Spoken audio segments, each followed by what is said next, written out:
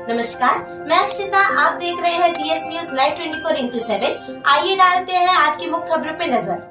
कि बड़ागांव में रहने वाले गगन यादव ने वरिष्ठ अधिकारियों को आवेदन देकर अपने ऊपर झूठी एफआईआर की जांच कराने की मांग की है। फरियादी गगन यादव का कहना है कि उसकी जमीन डबरा तहसील के गिजौरा इलाके में है। रेत माफिया उसकी जमीन से ट्रैक्टर ट्रॉली लगातार निकाल रहे हैं। इसकी वह समय समय पर अफसरों से शिकायत करता रहा है। उसके पास तहसीलदार का वह स्वीकृति पत्र भी है, जिसमें उक्त जमीन को गगन यादव का बताया गया है। इसके बावजूद सोमवार को किसी सूरज सिकरवार की फरियाद पर गगन यादव सहित 6 लोगों के खिलाफ मुकदमा दर्ज कर दिया गया है। गगन यादव का कहना है कि वह 3 दिनों से गिजौरा थाना प्रभारी संजय शर्मा से संपर्क में है।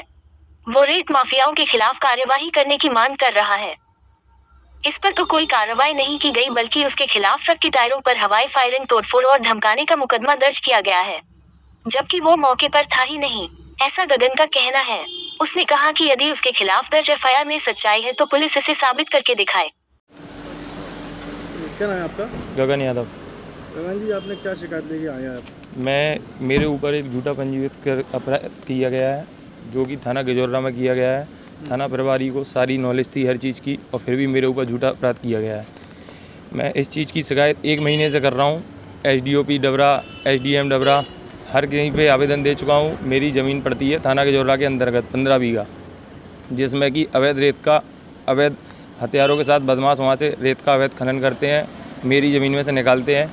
मैं इस चीज़ की शिकायत थाने में करता हूँ तो थाना प्रभारी कोई भी सुनने को तैयार नहीं है। मैंने उसके बावजूद फिर वरिष्ठ अधिकारियों में शिकायत की तो उन लोगों ने भी कुछ नहीं सुना। फिर इसी को षड्यंत्र करते हुए इन लोगों ने कल मेरे ऊपर एफआईआर दर्ज कराई है, और जो एफआईआर दर्ज कराने वाले हैं ये सब एक गुंडा प्रकृति के लोग हैं। ये लोगों के ऊपर गिजौरा थाने में, पिछोर थाने में सबके ऊपर हत्या के अपराध हैं। इनमें से बुद्धा गोस्वामी हैं, यज्ञ यादव हैं, ये सब लोग मुझे जान से मारने की धमकी दे रहे हैं। और इसकी सारी घटना ये सब गिजौरा थाना प्रभारी जी को पता है। उनसे मेरी 3 दिन से कंटिन्यू लगातार बात हो रही थी। उनको मैं सारी चीज़ें अवगत करा रहा था, उनको मैं सब बता रहा था रेत का अवैध खनन हो रहा है साहब। उनकी सारी रिकॉर्डिंगें मेरे पास हैं। मैंने सीएम हेल्पलाइन लगाई, उसकी सारी चीज़ें मेरे पास हैं, लेकिन किसी ने कोई सुनवाई ना करते हुए 3 दिन के बाद चौथे दिन थाना प्रभारी जी ने खुद मेरे ऊपर झूठी एफआईआर दर्ज कराई है, क्योंकि मेरी शिकायतों से ये लोग परेशान हो चुके थे। मेरी सुनवाई कुछ इन लोगों को करनी नहीं है। उसके बाद इन लोगों ने एक ही निराकरण निकाला कि इसके ऊपर झूठी एफआईआर कर दी जाए। कितने लोगों को कर दिया? मैं तो सिर्फ 2 लोगों को जानता हूँ, बाकी के लोगों को मैं जानता नहीं हूँ। उसमें अन्य लोगों के भी नाम है, मैं किसी को भी नहीं जानता हूँ, ना मेरे कोई संबंध है किसी। उसमें दर्शाया गया एफआईआर में कि आपने उनसे पैसे मांगे और फायरिंग की। मैंने इससे पहले उन लोगों के खिलाफ आवेदन दिए हैं, उन आवेदनों की कोई कार्रवाई नहीं हुई। इसके लिए मेरे ऊपर ये सब झूठा प्रकरण बनाया गया है। अगर मैं वहाँ पे हूँ या मेरा कुछ हो, पुलिस ये चीज़ जांच करे ना। बिना जांच की एफआईआर कर दी। मैं आवेदन दे रहा हूँ कि मुझे धमकी दी जा रही है, मेरे ज़मीन में से रेत निकाली जा रही है, मेरे खेत पर मुझे जाने नहीं दिया जा रहा गुंडों के खिलाफ। तो उस आवेदन का कोई सुनवाई नहीं, और उनके कहने पे एक बार में मुझे बिना कुछ झूठी एफआईआर कर दी। क्या चाहते हैं आप? मैं न्याय चाहता हूँ, इस चीज़ की जांच की जाए वरिष्ठ अधिकारियों से।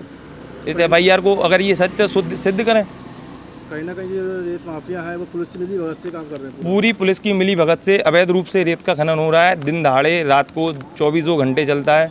पूरा उसमें पुलिस का सहयोग है, थाना प्रभारी जी का सहयोग है। थाना प्रभारी जी ही 3 दिन से मेरी कंटिन्यू बात होने के बाद मैं उन्हें बता रहा हूँ कि साहब रेत का अवैध खनन हो रहा है। वो बिल्कुल मुझे 3 दिन से टाला बटोरी कर रहे थे। उसी के अगले दिन उन्होंने मेरे ऊपर एफआईआर की है।